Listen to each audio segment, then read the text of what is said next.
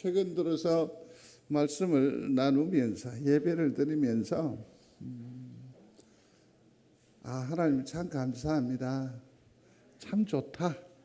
이런 생각을 하게 됩니다. 스스로 도취되는 거죠. 어저께 우리 김영현 장로님이 회장으로 계시는 남부산 남로의 주일학교 교사 강습회에 가서 이런저런 얘기를 나누는데 목사들이 제일 크게 착각하는 것 중에 하나가 있어요. 다들 알고 있습니다. 저도 물론 알고 있는데 그게 뭔지 아세요? 지가 설교 제일 잘하는 줄 알아요. 그럼에도 불구하고 저는 이 근간에 너무 감사합니다. 그러면서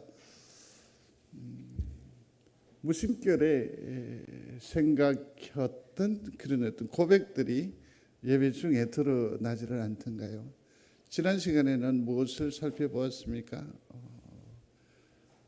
다른 건 다 잊어도 내가 하나님을 사랑하고 또 내 이웃을 내 몸과 같이 사랑하는 것. 그 복잡하고 그 많은 율례 계명의 말씀을 다 뭉뚱거려 딱 한마디로 얘기하면 이거였죠. 주의 이름으로 사랑합니다.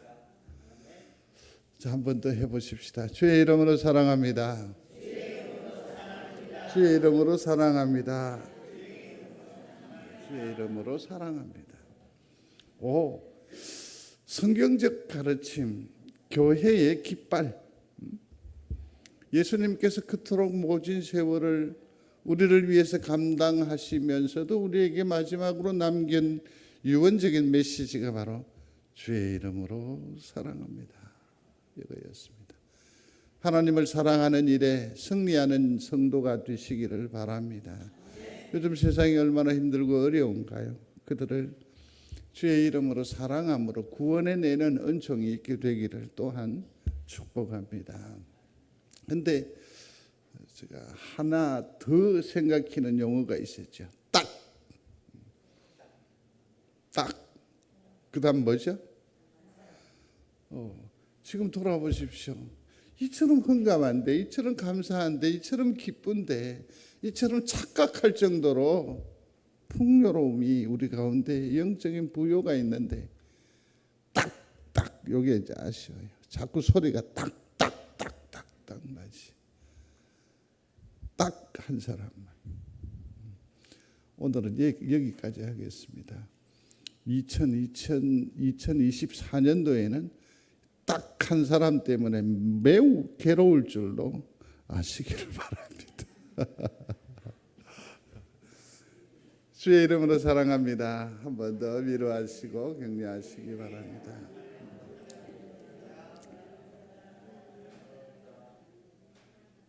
제가 목양을 시작하고 난 세월이 그래도 만만치 않습니다.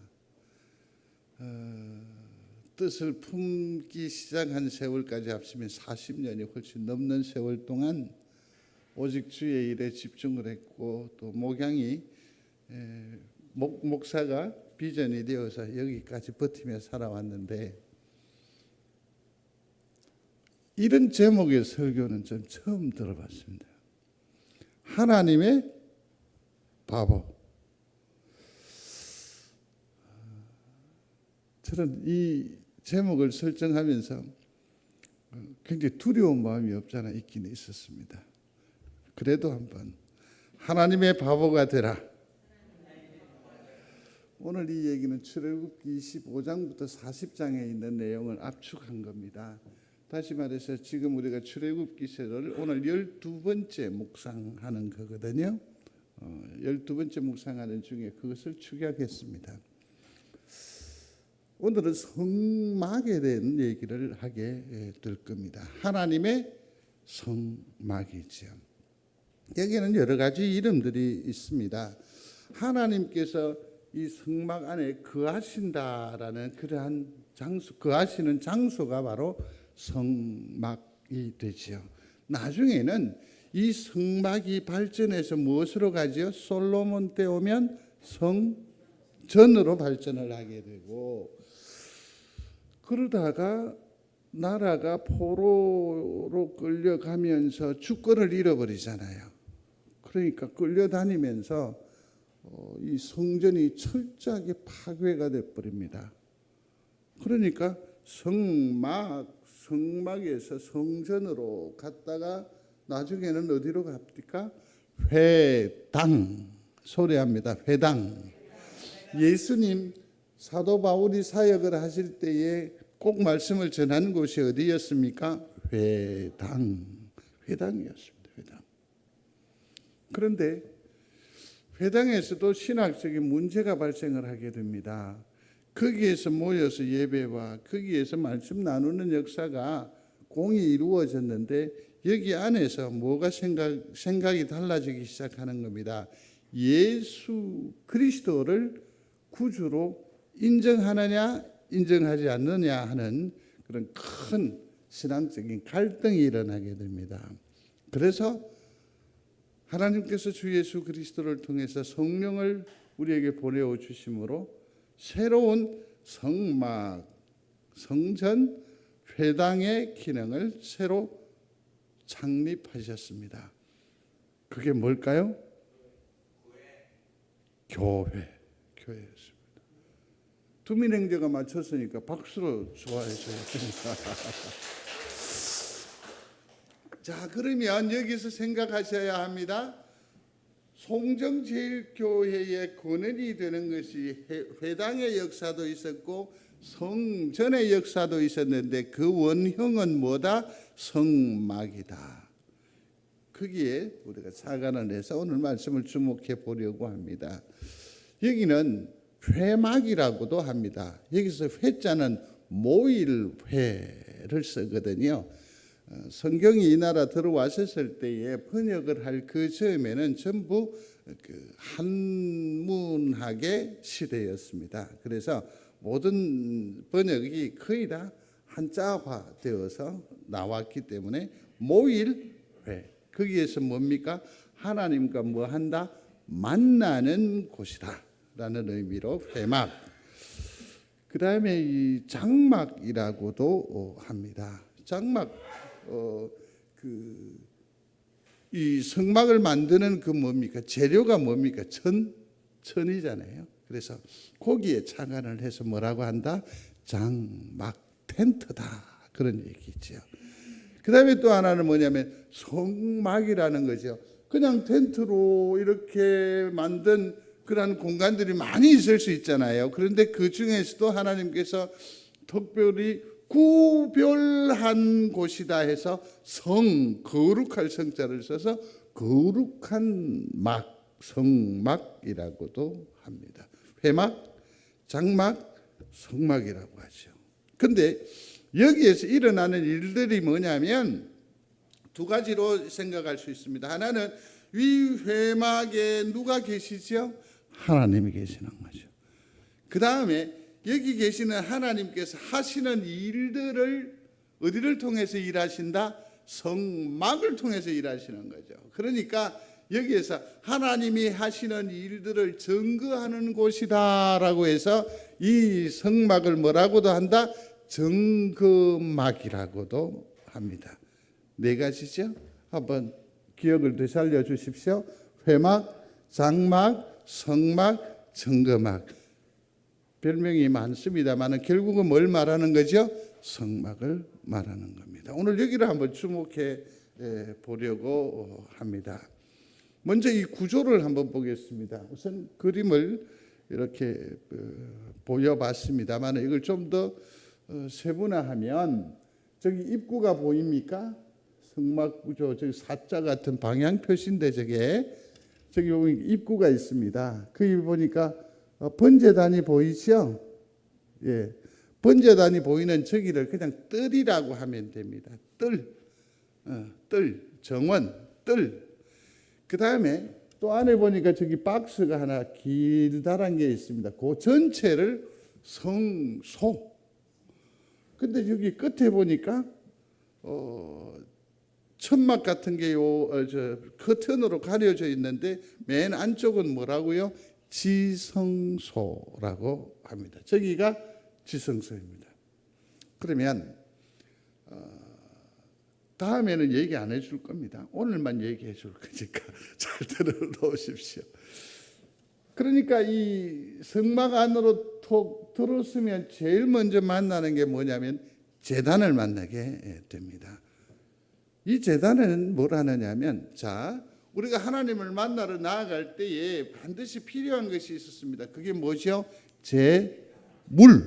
제물이 있어야죠. 그러니까 아마 여기에서 희생의 제물을 다, 소도 양도 여기서 다 잡게 되지요. 그러니까 여기는 아마 피가 뒤엉겨 있을 가능성이 많습니다. 이것이 우리에게 주는 영적인 교훈은 뭐냐면, 예수 그리스도가 자기 살을 찢으시고 피를 흘리시면서 우리의 뭐가 되어 주셨다? 희생의 제물이 되어 주셨다라는 것을 암시해 주는 그러한 구조물이 바로 번제다. 그 다음에 조금 들어가면 왼쪽 편에 뭐가 있느냐면 물두멍이라는 것이 있습니다. 소리해 봅니다. 물두멍. 이거는 이제 들어가서 번제단에서 제물을 준비했습니다. 들어서면서 어떻게 여기에서 손을 씻는 거죠. 빌라도가 예수님을 재판할 때 씻었죠? 손을 씻는 거죠. 이 기능이 뭐냐면 물두멍입니다. 그래서 이건 뭘 말하느냐 하면 거룩, 제사함을 의미하는 거죠. 그러면서 하나님께서 나를 용서해 주셨다, 용서해 주신다, 그런 의미죠. 그래서 이것은 결국은 나중에 좀 더 깊이 있게 연구하고 또 소개할 기회가 있을 겁니다. 거룩하게 하시는 누구? 예수님을 우리에게 보여주는 구조물이라고 할 수 있겠죠. 이제는 아까 저 작은 박스가 뭐라고 했습니까? 성소라고 했습니다. 성소 안으로 들어가게 됩니다. 그러면 저기 보니까 돌 계단처럼 이렇게 뾰족뾰족 표시되어 있는데, 이것은 뭘 말하느냐면 이 천막을 얘기하는 거, 커튼을 말하는 겁니다. 그러니까 성소는 본격적으로 전부 다 좌우가 다 막혔죠. 막혔으니까 당연히 안은 뭐 하겠습니까? 어둡겠죠. 그래서 그 어둠을 밝히는 등대가 있습니다. 등대가 있습니다. 요한계시록에서도 자주 등장하기도 하는데, 이것은 촛대가 뭐냐면 7개입니다. 완전을 의미하는데, 요걸 조금 고급스럽게 기억하겠습니다. 메노라. 이 등대를 메노라라고 합니다. 이게 안쪽에 있습니다. 여기에 이 불은 항시 켜져 있어야 됩니다. 또 한 군데도 나중에 확인해야 볼 게 있는데, 이 두 군데는 항상 켜져 있어야 됩니다. 이건 우리에게 뭘 말하느냐 하면 빛 대신 예수 그리스도를 우리에게 가르쳐 주고 있습니다. 좀 더 안으로 들어가 보면 그 등대 맞은편에는 떡상이 있습니다. 소리하겠습니다. 떡상. 이 떡상이 항상 뭐냐면 12개의 떡 조각이 그게 걸려 있습니다. 이건 뭘 말하는 겁니까? 생명의 떡이신 예수 그리스도를 보여주는 것이고, 또 하나님께서 그 백성들을 백성들의 생명이 되신다라는 것을 우리에게 상징적으로 가르쳐 주시오. 12지파를 의미하는 거니까요. 자, 그렇게 해서 앞으로 나아가면 분향단이 있습니다. 이 분향단은 무엇인지 잘 아실 겁니다. 이렇게 생겼는데 여기에는 뭘 하느냐면 향을 피웁니다. 흠향이라는 말 들어보셨습니까? 뭐 한다? 향을 만든다. 하나님 우리의 기도를 흠향하여 주옵시고, 우리의 기도를 뭐 하시고? 들어주옵시고. 그래서 여기서 말하는 이 향은 뭡니까? 성도들의 기도를 의미하는 거죠. 성도들의 기도를 의미하는 거죠. 그래서 이것은 무엇을 가르쳐 주느냐 하면 중보자 되시는 예수 그리스도를 우리에게 미리 보여주는 그림자라고 할 수 있습니다. 우리는 지금 이미 이 성막 안으로 들어왔고 성소로 들어왔는데, 저기 앞에 분향단 앞에 보니까 뭐가 있습니까? 커튼이 있습니다. 이 커튼을 휘장이라고 합니다. 소리해 보겠습니다. 휘장. 예수님께서 십자가에 못 박혀 돌아가셨을 때에 지진도 있었습니다. 하늘이 컴컴해지기도 했었습니다. 근데 가장 큰 증거가 뭐였습니까? 성전의 휘막이 위에서 아래로부터 쫙 찢어졌죠. 이게 하나님의 선한 역사라는 것을 알 수 있는 것이 뭐냐면, 우리가 커튼을 찢으려면 어떻게 해야 됩니까? 밑에서 이렇게 찢는 것이 인간적인 어떤 그 손도구를 사용한 증거가 될 건데, 이게 어디에서부터 찢어졌다? 위에서부터. 자, 이 안으로 들어가게 되면 뭐가 있으면 법궤가 있습니다. 법궤. 이 법궤에서 가장 중요한 것은 뚜껑입니다. 뚜껑. 이 뚜껑에 대한 별명이 성경에 굉장히 많이 나와 있습니다. 그게 속죄소라고도 하고 시은소라고도 하고 자비의 보좌, 은혜의 보좌라고도 합니다. 자, 아까 번제단에서 제물을 준비했잖아요. 그리고서는 손을 씻으며 정결의 과정을 통해서 하나님의 은혜를 다시 한 번 더 체험하면서 심령적으로 육신적으로 거룩을 다 구비하고 이제 마침내 성소에 들어가고 지성소에 들어가서 이 하나님의 법궤 위에 뚜껑, 어떤 이는 보자기라고도 표현하기도 합니다. 뚜껑 위에 뭘 한다? 보자기를 올리거든요. 그래서 이 뚜껑 위에다가 아까 뭘 가져와요? 피를 그 위에 붓습니다. 그 위에 붓습니다. 여기에는 사실은 설명을 좀 많이 해야 되는데 짧게 하겠습니다. 괜찮겠습니까? 국수 조금 늦게 먹어도 되겠습니까? 법궤 안에 뭐가 있죠? 세 가지가 있어요. 하나는 뭘까요? 아론의 쌍난 지팡이, 또 만나, 또 돌판. 근데 이걸 자세히 봐야 됩니다. 만나가 거기 있을 리가 없으니까 더 정확히 하면 만나 담은 항아리가 들어가 있겠죠. 모세의 10개의 그 돌판이 여기 안에 들어있다라고 했는데 그건 뭘 말하는 걸까요? 깨진 걸까요? 온전한 걸까요? 깨진 돌판입니다. 아론의 쌍난 지팡이 아십니까? 모세가 영도해 오는데 거기 따른 고라 자손들하고 몇몇이서 니만 하나님 만났나? 니만 똑똑하냐? 우리도 하나님의 권세가 권능이 있다. 그때 하나님께서 어떻게 하셨습니까? 그들의 지팡이를 지도자라는 표시니까 탁 꽂았잖아요. 말라 비틀어진 거예요. 거기서 아론의 쌍난 지팡이, 거기에서 싹이 났죠. 그러면 이 세 가지를 한꺼번에 묶어서 생각해 보세요. 하나님 앞에 영광 돌리고 하나님 앞에 축복이고 하나님 앞에 순전히 나아간 기록이에요? 아니면 반역의 기록이에요? 반역의 기록이에요. 그것을 여기 두고 우리의 반역, 우리의 죄, 우리의 악함, 우리의 불순종, 그 위에 그리스도의 피로 덮는 거예요. 용서하는 거죠. 그래서 백성의 죄를 사하는 거고, 그래서 우리가 어디에 이르게 됩니까? 구원받게 된 줄로 믿습니다. 이게 그것을 교훈하는 거죠.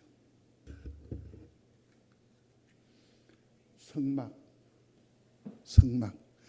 이것을 원주 어딘가 그 모형으로 만들어 둔 데가 있어서 한번 다녀오신 적 있죠?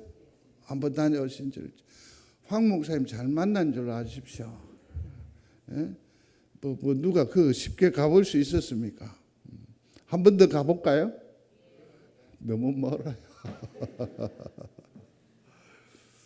그러나 여기에서 이 성막에 있어 또 하나 놓치지 말아야 할 교훈이 있습니다. 그건 뭐냐면 순전히 성도들의 헌신과 봉사로 세워져 가는 거예요. 세워져 가는 거죠. 자, 성막의 구조를 이렇게 한번 살펴봤습니다. 그런데 왜 그러면 이 성막을 굳이 하나님께서 세우셨을까? 하나님은 무소부재하신 줄로 믿습니다.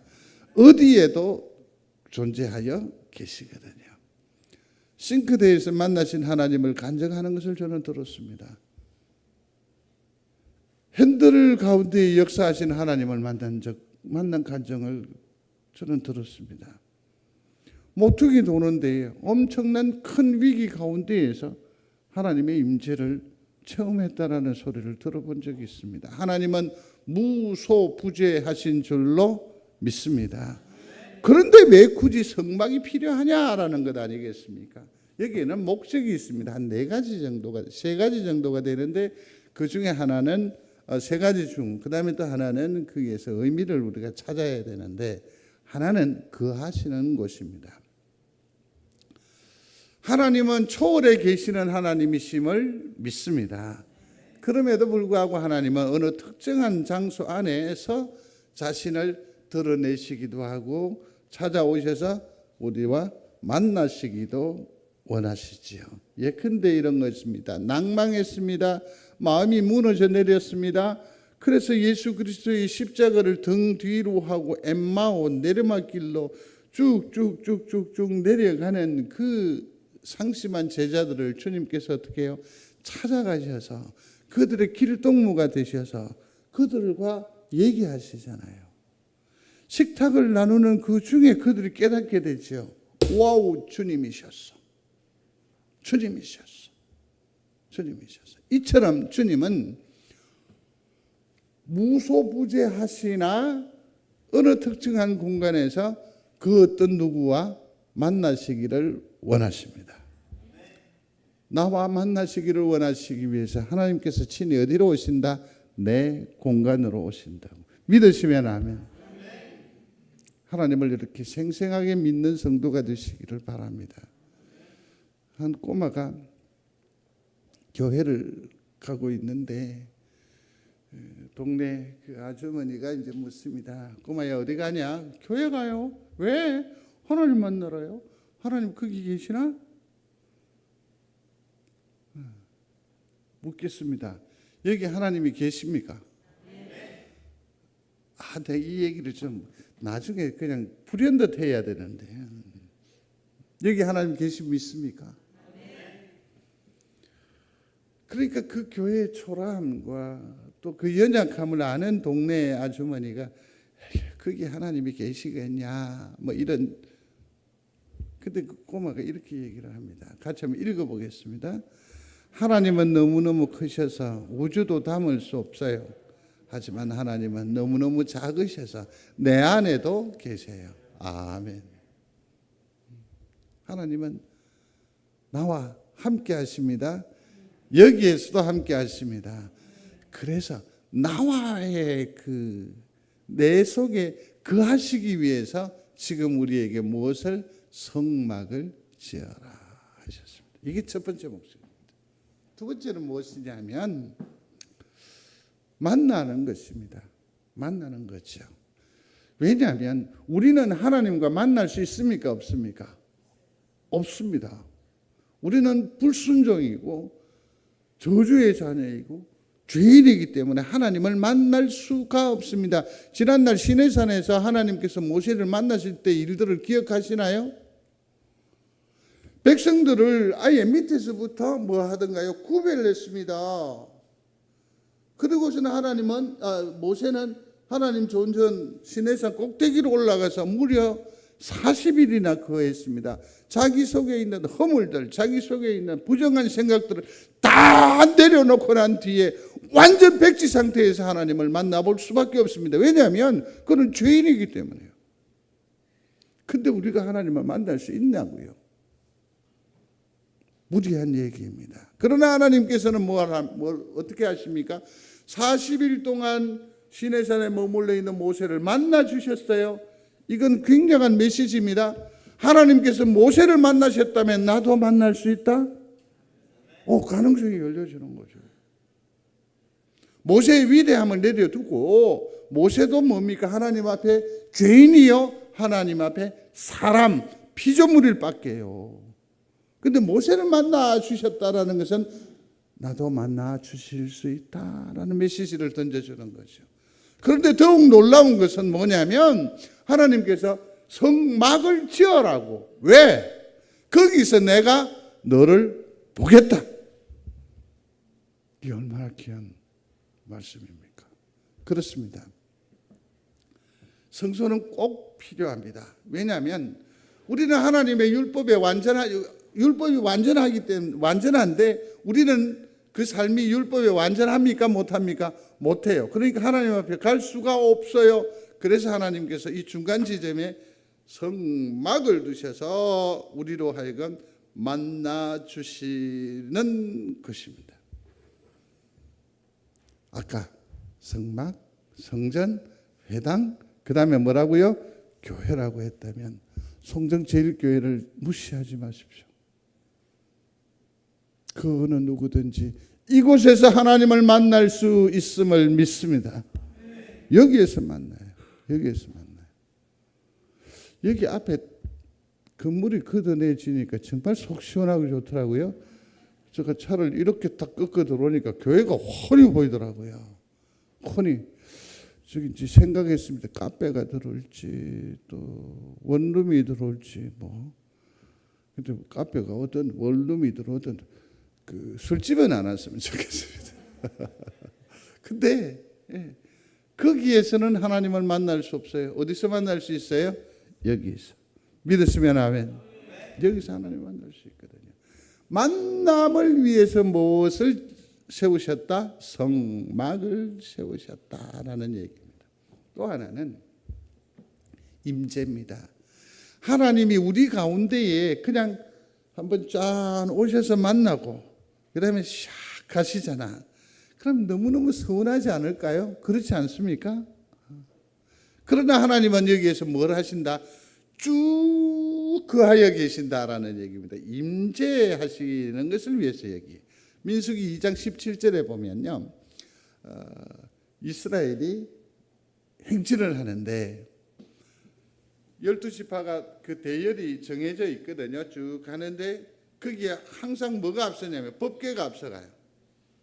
그러면 이 메시지는 백성들은 또 어떻게 생각을 하느냐면 하나님께서는 내가 앞서간다, 나를 따르라 하는 메시지고, 백성들은 이렇게 가면서 뭡니까? 앞서가시는 하나님. 그러니 얼마나 혼돈이 없는 거죠. 질서 있게 따라갈 수 있죠. 소리해 보십시오. 앞서가시는 하나님. 우리의 인생의 여정에 앞서가시는 하나님을 발견하는 은혜가 있게 되기를 바랍니다. 그 다음에 무리가 진행해 가는 중에 이 법궤가 뒤에 있을 때는 이스라엘은 뭐라고 생각한다고요? 내 뒤에 계시는 하나님, 든든한 내 백이 되어주시는 하나님. 여러분 죄송합니다만 하나님이 내 백이라고 생각해 본 적이 있습니까? 아주 건방진 믿음 같기도 한데 정말 좋은 믿음이라고 저는 생각해요. 하나님은 내 백이다. 해보라 하니까요. 하나님은 내 백이다.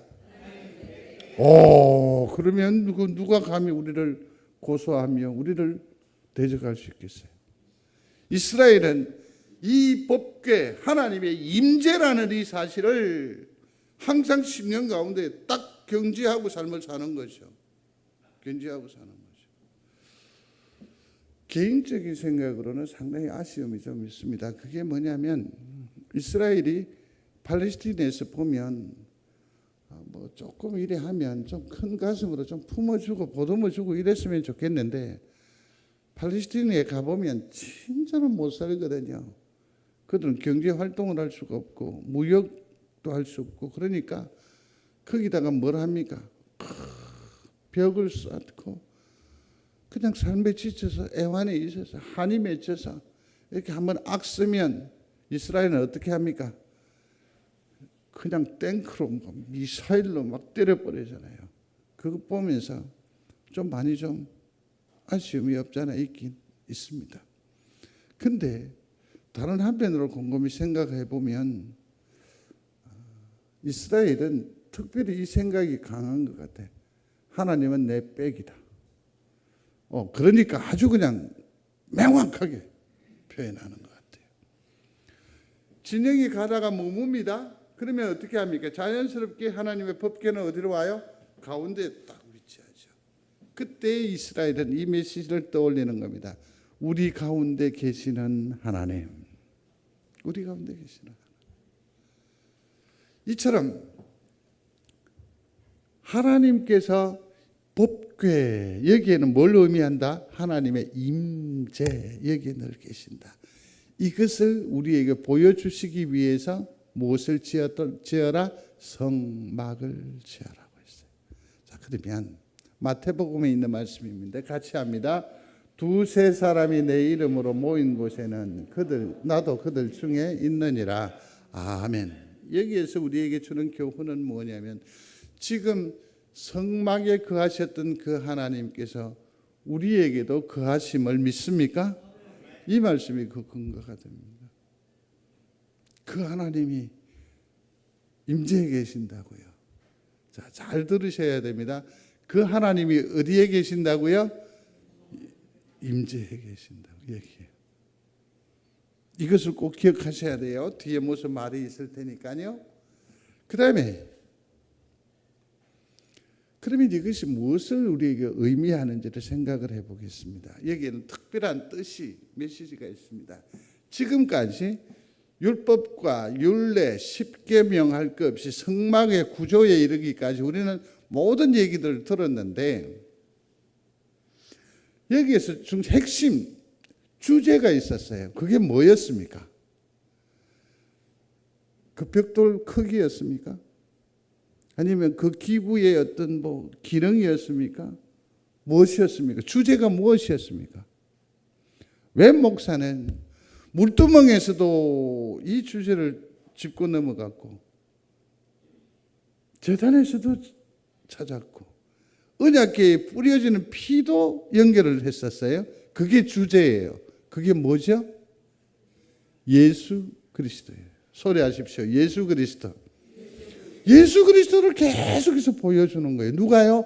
하나님께서. 무엇을 통해서? 성막을 통해서. 예수 그리스도. 그러면 성막과 예수 그리스도는 무슨 차이가 있느냐 하는 건데, 모세에게 말씀하실 때 물론 내가 네게 보이는 대로 지을 것이라고 했는데, 그 다음에 또 뭐라고 합니까? 너는 삼가 이 산에서 네게 보인 식양대로 할지어다. 얼마나 엄격하게 규격까지 아주. 나중에 성전을 지을 때는 정이 있죠. 돌을 깨야 되잖아요. 소리도 나지 않게 했다고요. 정성을 다했어요. 왜 이렇게 했느냐는 거죠. 왜 그렇게 했습니까? 보여줄 게 있었거든요. 그걸 통해서 뭘 발견해야 돼요? 우리가 뭔가를 발견해야 돼요. 성도 여러분, 오늘 우리 장로님 기도하셨습니다마는 반주에 이르기까지 온통 수고하시는 분, 오늘도 중식을 위해서 오시는 분들이 9시 이전에 이미 교회 들어오시더라고요.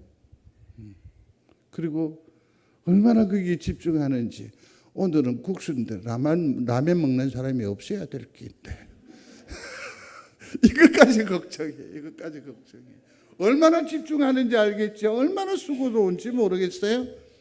그런데 성도 여러분, 이 와중에 이 봉사와 이 헌신과 이 수고로움 가운데에 예수를 보지 못하면 죄송합니다. 헛방이야. 예수가 보여져야 일이 즐거워요. 다툼이 없어요. 시비가 없어요. 왜 다투는지 아십니까? 애써 수고하는 그 자리에 예수를 발견하지 못하니까 그렇지요. 벽돌은 지프로 해도 돼요. 출애굽 당시에 지피 없어도 돼요. 거기에 뭐가 있어야 돼요? 예수가 묻어 있어야 돼요. 식양대로, 보이는 대로. 도대체 하나님께서 우리에게 보인 것이 뭐냐? 예수 그리스도이세요. 다시 소리합니다. 예수 그리스도. 그렇죠. 해답을 어디에서 찾느냐면 같이 읽습니다. 말씀이 육신이 되어 우리 가운데 거하시네. 제가 사용하고 있는 모든 주석과 또 모든 참고, 심지어는 요한복음의 강해, 주해 다 뒤졌습니다. 그래서 얻은 것이 있습니다. 저기 보면 우리 가운데 거하심에라고 되어 있습니다. 이것을 이렇게 번역했었습니다. 같이 읽겠습니다. 우리 가운데 장막을 치고 오시네. 아멘. 장막, 예수님께서 뭐가 되신 거예요? 장막이 되신 거예요. 그래서 누구에게 오셨다? 우리에게 오신 거예요. 믿으시면 아멘. 우리 가운데 장막을 치고 오신 예수님, 이걸 우리에게 가르쳐주고 있습니다. 장막으로 오신 예수 그리스도 안에 우리가 들어가서 하나님을 뵙게 되는 것이요. 구약의 사람들은 어디입니까? 성막으로 들어가서 하나님을 배웠듯이 우리는 장막으로 오신 예수께로 들어가서 하나님을 만나는 줄로 믿습니다. 예수님께로 들어가서 하나님을 만나는 거죠. 이 은혜가 우리 중에 흘러 넘치게 되기를 중심으로 소원합니다. 문을 툭 열면서 그러더라고요. 아무도 없네. 근데 분명히 내가 여기서 지금 본 얘기를 하는 거잖아. 그러면 이 공간 안에 누가 있어요? 난 존재감도 없는 거야. 그러면서 아무도 없네? 하나님이 이곳에 임재하여 계심을 믿습니다. 근데 우리는 이것을 만끽하지 못합니다. 누리지 못합니다. 보여지거나 만져지지 않기 때문에 그렇습니다. 그러나 여기에 하나님이 계심을 믿는 여러분들이 되시기를 바랍니다. 고린도전서 3장 16절 이하에 보면 사도 바울이 꾸짖듯이 말합니다. 여러분이 바로 하나님의 성전이고 하나님께서 전혀 친히 여러분 안에 계신다는 것을 여러분은 알지 못합니까? 왜 하나님은 어디에서 헛된 데서 구하고 찾고 있습니까? 하나님은 어디? 여기 계십니다. 하나님은 여기 계십니다. 그걸 아시기를 바랍니다. 알길 바랍니다. 사도 바울이 그렇게 얘기하는 거예요. 하나님은 어디 계신다? 여기 계신다. 믿는 여러분들이 되시기를 바랍니다. 여기 계시는 거예요. 여기 계시는 거예요. 그러면서 이어지는 말씀이 뭐라고 하느냐면 세상의 똑똑함을 추구하면서 그 망원경을 가지고 그 현미경을 가지고 뭘 찾습니까? 하나님을 찾아 나서는 거예요. 높은 데로 가야 되고 깊은 곳으로 가야 되고 뭔가 특별한 것이 있어야 되고. 그러지 마십시오. 그래서 하나님은 뭐라고 말하느냐면 말씀에 하나님의 바보가 되라. 메시지라고 하는 성경에 보면 나와 있습니다. 오늘 제가 목양실을 개방할게요. 하나님의 바보가 되라라고 성경에 번역한 성경이 진짜 있는지 없는지 보기를 원하시면 제가 올라와서 빨간 밑줄을 꺼가지고 내놓을게요. 하나님의 바보가 되라. 소리해 보십시오. 하나님의 바보가 되라. 제가 여기 이 말씀에 왜 하나님의 바보가 되라는 표현을 했을까? 이런저런 생각을 한번 해보면서 떠올린 일들이 있습니다. 제가 요즘 손자 바보, 손녀 바보, 또 누구 딸 바보, 아들 바보를 제가 몇 명 알고 있습니다. 말도 안 되는 소리도 하고요. 무슨 외계어를 하는 듯 하고요. 그 점잖은 양반이 뭐 우쭈쭈 사고 아주 그냥 기도 안 찹니다. 기도 안 찹니다. 혹시 여러분들은 저 얘기한다 뭐 그렇게 얘기하시는지 모르겠는데 아닙니다. 이건 돈 내고 하는 자랑이 아니라 그렇다는 현상을 얘기하는 것뿐입니다. 밖에 없는 거죠. 전부인 거죠. 전부인 거죠. 하나님의 바보는 하나님 외의 것으로는 즐거움을 추구하지 않습니다. 하나님만 계시면 편한 겁니다. 하나님만 계시면 즐거운 겁니다. 하나님만 계시면 안전을 보장받는 겁니다. 하나님 바보가 되십시오. 하나님 바보가 되십시오. 우리의 몸이 하나님의 거룩한 성전입니다. 믿으시면 아멘. 원래 우리 교회에도 그러니까 여러분 몸에 누가 계시죠? 하나님이 계세요. 여러분들이 성전이니까 하나님이 계세요. 그러니까는 성경은 뭐라고 합니까? 다 교회. 우리 이 교회들 가운데에는 하나님께서 친히 임재하여 계심을 믿습니다. 이게 성막이 우리에게 주는 교훈입니다. 기억하십시오. 성막으로 오신 예수님. 내가 그분을 사랑합니다. 그분을 통해서 내가 아버지 하나님을 뵙습니다. 이러한 믿음의 진보가 있었으면 좋겠습니다. 그렇습니다. 이 성막의 기능이라는 것은 무엇입니까? 거기 안에서 제사를 통해서 뭐죠? 하나님을 만나죠. 하나님을. 그러니까 이 시대의 성막인 교회에서도 하나님을 만날 때 무엇으로 만난다? 예배를 통해서 만나지 않습니까? 여기서 가장 중요한 기능을 담당하는 이가 있습니다. 누구? 제사장, 대제사장이죠. 근데 요 기조가 조금 바뀌었습니다. 하나님께서 그렇게 하신 것입니다.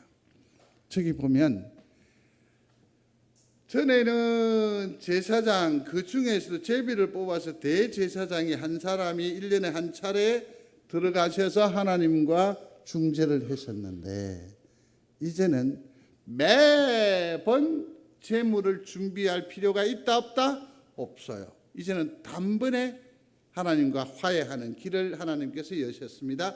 그래서 이 일의 중재자로 누구를 선택하셨습니까?